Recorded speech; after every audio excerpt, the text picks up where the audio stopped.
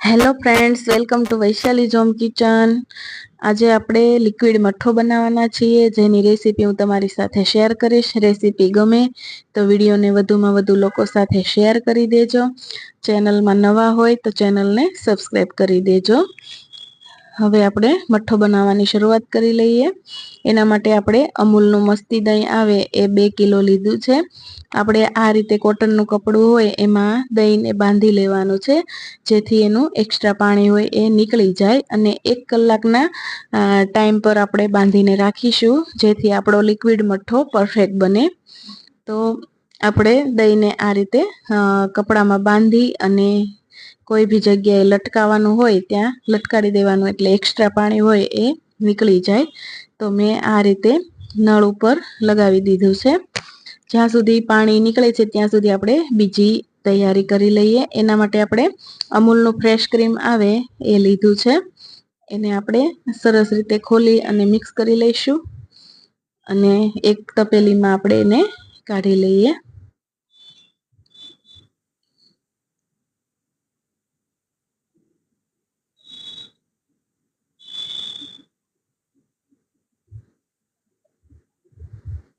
હવે આપણે vanilla ice cream add કરીશું.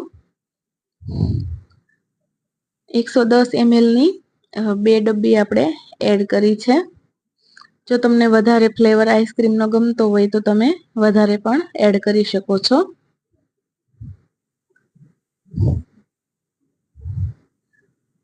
હવે આપણે ક્રીમ અને આઈસ્ક્રીમને સરસ રીતે મિક્સ કરી લઈશું, અને જ્યાં સુધી આઈસ્ક્રીમ મેલ્ટ થાય ત્યાં સુધી આપણે ડ્રાયફ્રૂટને કટ કરી લઈએ.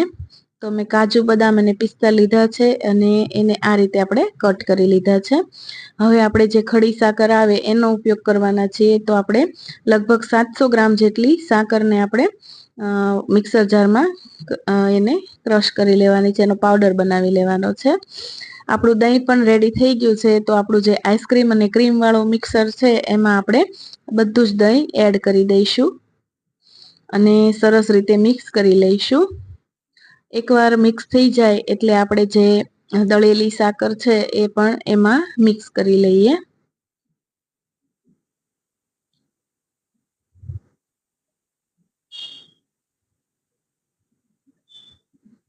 તમને વધારે ગળ્યું ભાવતું હોય તો તમે 1 કિલો સાકરનો પણ યુઝ કરી શકો.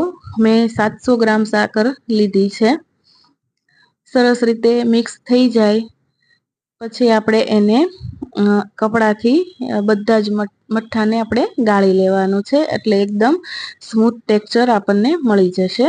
હવે આપણે તપેલી ઉપર આ રીતે કપડાને ટાઈટ બાંધી દેવાનું છે.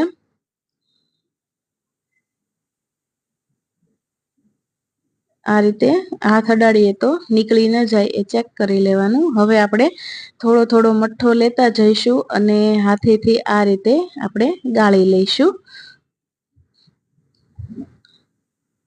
થોડી વાર લાગશે, 10 મિનિટ જેવું, પણ આપણો મઠ્ઠો એકદમ સ્મૂથ તૈયાર થઈ જશે. જે બહાર મળે એવો જ એકદમ રેડી થશે.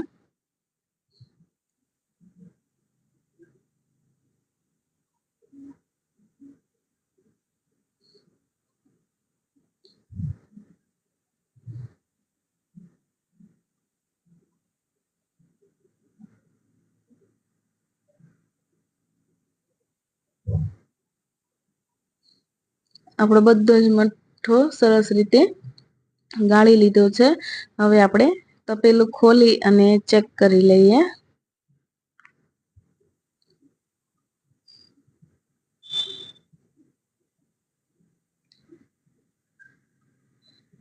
તમે જોઈ શકો છો કે આપણો મઠ્ઠો એકદમ સ્મૂથ રેડી થઈ ગયો છે.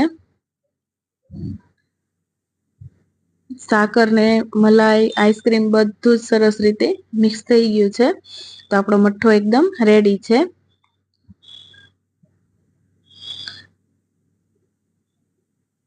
જો તમારે મહેમાન આવતા હોય ને 2 કલાકનો ટાઈમ હોય તો તમે આ રીતે ઘરે મઠ્ઠો બનાવી શકો છો. 2 કલાકમાં આરામથી આપણો મઠ્ઠો બની જશે. હવે આપણે ડ્રાયફ્રૂટ અંદર મિક્સ કરી લઈશું. તમે ડ્રાયફ્રૂટની જગ્યાએ ફ્રેશ ફ્રૂટ પણ યુઝ કરી શકો છો. હવે આપણે સર્વ કરી લઈએ.